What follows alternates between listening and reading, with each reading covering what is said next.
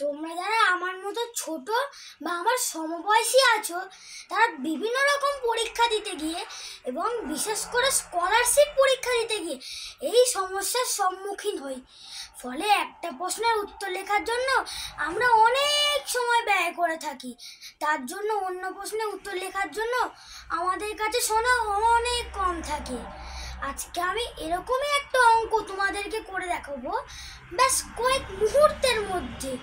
তো চলো আমরা সরাসরি খাতায় চলে আসি। দেখো এখানে কি লেখা আছে, 10টি পরপর সংখ্যার জাদুকরী পদ্ধতি বা সমাধান। আমি কি বললাম, 10টি পরপর সংখ্যার যোগে জাদুকরী পদ্ধতি বা সমাধান। 10টি পরপর সংখ্যা হতেই হবে, এই 10টি পরপর সংখ্যা হতেই হবে।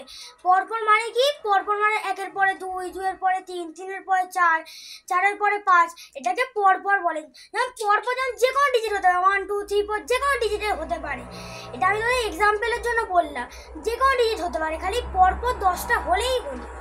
তো দেখো এই প্রশ্নটা অনেক সময় পরীক্ষায় আসে। এবার এই প্রশ্নটা যদি পরীক্ষায় করতে যাই তাহলে আমাদের অনেক সময় চলে যাবে। তাহলে আমরা কি অন্য প্রশ্ন করব না? না, এটা লেখা আছে জাদুকরী পদ্ধতি। আমরা দেখবে এমন একটা জাদুকরী পদ্ধতি করব যেটা অঙ্কটা জাস্ট কিছু মুহূর্তের মধ্যেই হয়ে যাবে। তো দেখো এটা কতগুলো সংখ্যা আছে, 10টা সংখ্যা গুলো দেখিয়ে দিচ্ছি।